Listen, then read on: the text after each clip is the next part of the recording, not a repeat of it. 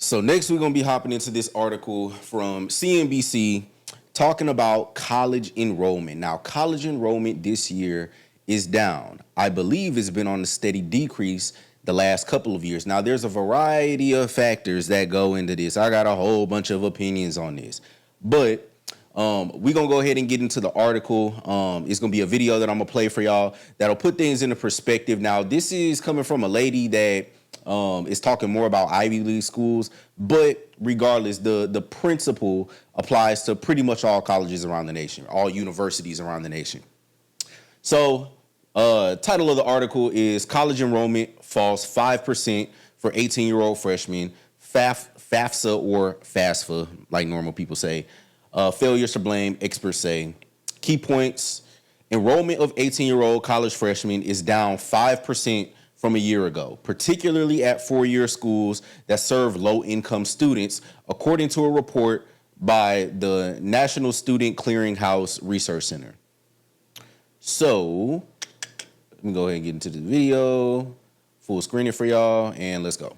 Sarah Harbison is back with us. Sarah, welcome. Good to have you with us. Thank you so much. How is this application season stacking up versus others? Are applications down? Are they down to the Ivies? What's happening? Well, we know that at least at Yale, the results for the early round for them, that single choice early action, they're down 14% in applications. We want to keep in mind that this was a change this year. They changed their standardized testing policy. They went back to requiring it? They were test optional for about 5 years during the pandemic, and now they are requiring testing once again. And all right, so this is stupid, and I'm going to tell y'all why this is stupid.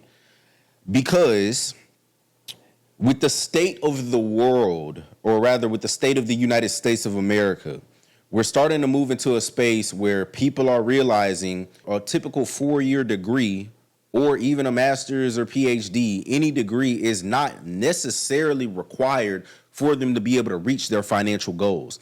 The majority of people, even though when we're little kids, we all say, I'm going to grow up to be an astronaut. I'm going to grow up to be a firefighter, a policeman, a doctor, or whatever.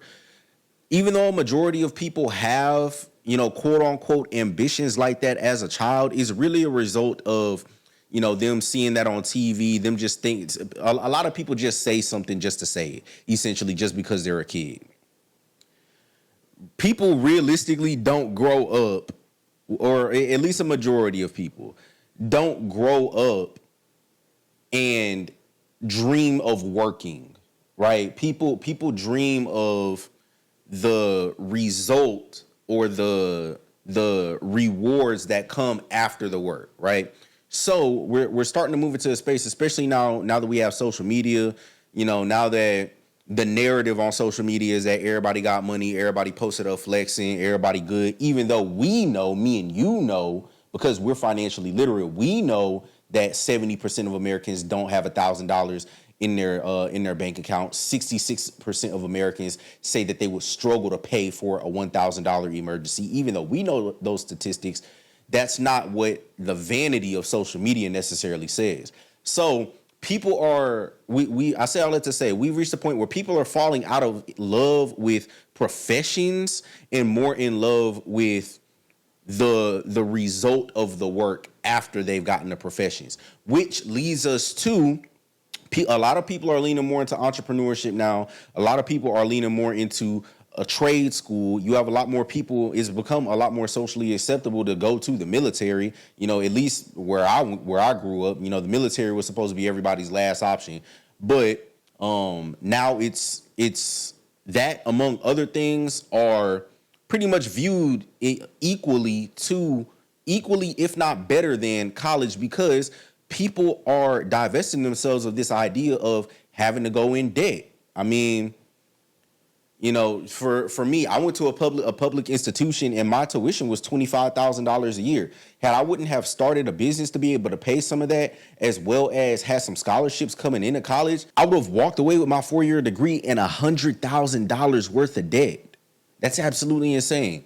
And people, like I said, people are starting to divest themselves from this idea of going to college. We even have people all over social media who demonize 9-to-5s in general, right? So with the landscape shifting of what is, the more socially acceptable ways of making money and generating income, why as a institution would you then add an extra friction point into the admissions process and then act surprised why the numbers are dropping?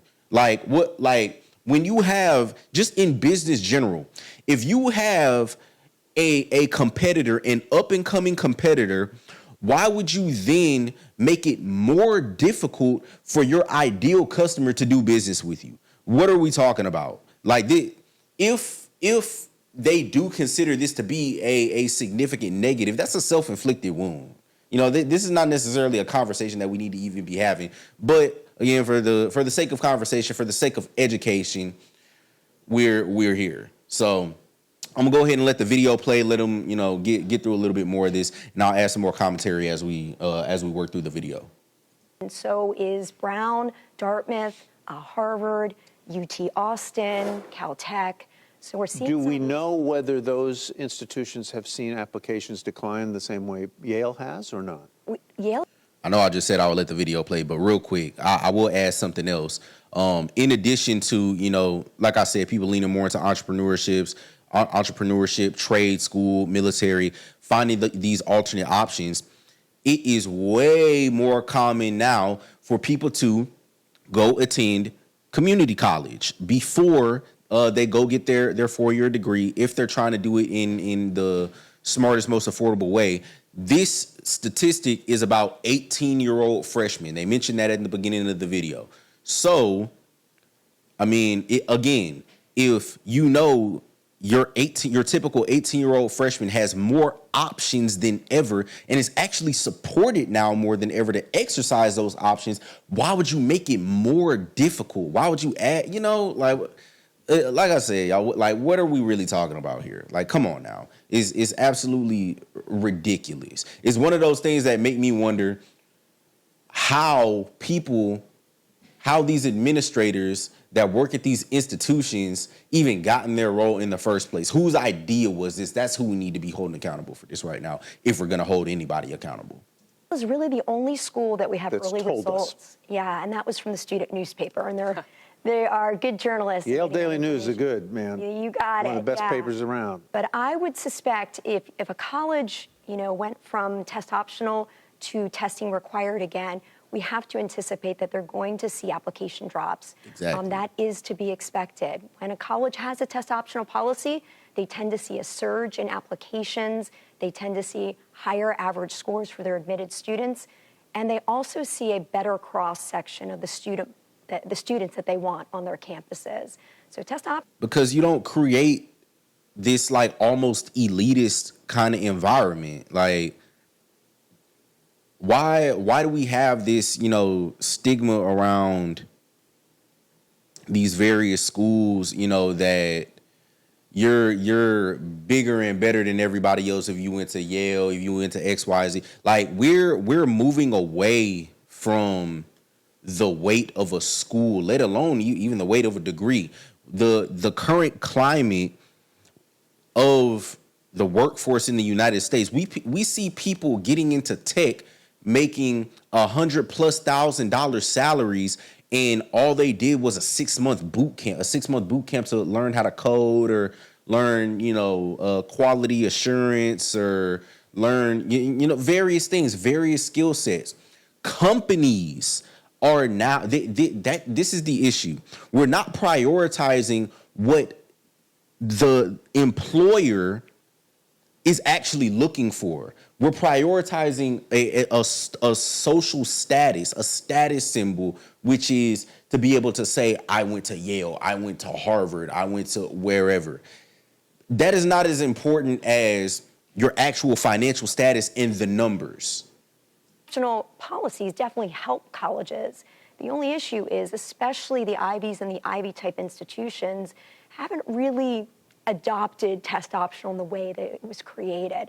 They are clearly giving advantages to students who are reporting high test scores in the admissions process. Have you seen a difference in how students are applying to college now, especially through COVID, with the cost of education over, for some of the schools, 80,000.